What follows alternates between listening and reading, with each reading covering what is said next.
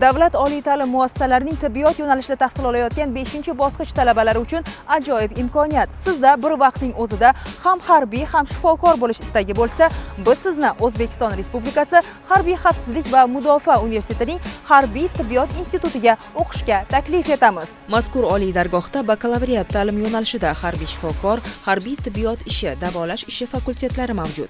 Qabul jarayonlari 4 bosqichda amalga oshiriladi. Bular kasbiy saralash, tibbiy ko'rik, jismoniy tayyorgarlik hamda tibbiy fundamental va klinik fanlardan test sinovlari. Harbiy tibbiyot institutiga kursantlar grant asosida o'qishga qabul qilinib, ular oylik stipendiya, mavsumiy kiyim-kechak, yotoqxona va oziq-ovqat bilan ta'minlanadi. Harbiy tibbiyot institutini bitirgan kursantlarga harbiy shifokor bakalavr diplomi hamda tibbiy xizmat leytenanti unvoni beriladi. Bundan tashqari internatura, magistratura hamda klinik ordinatura bosqichini tamomlagan kursantlar doktorantura bosqichida o'qishni davom ettirishi mumkin. Harbiy tibbiyot institutining Mudofaa vazirligi Markaziy harbiy klinik gospitali bilan bir hududda joylashgani kursantlarga nazariy bilimlarni amaliyot bilan uyg'unlashtirgan holda gospitalning tajribali shifokorlari ishtirokidagi davolash va jarrohlik amaliyotlari bilan yanada mustahkamlash imkonini beradi.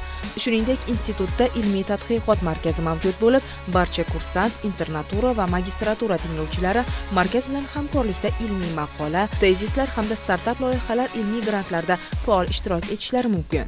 Mamlakatimizdagi tibbiyot oliygohlarida tahsil olayotgan talabalar, biz sizni O'zbekiston Respublikasi Harbiy xavfsizlik va mudofaa universitetining Harbiy tibbiyot institutida kutib qolamiz. Batafsil ma'lumotlarni 55 kodi bilan 506 02 65 raqami orqali olishingiz mumkin.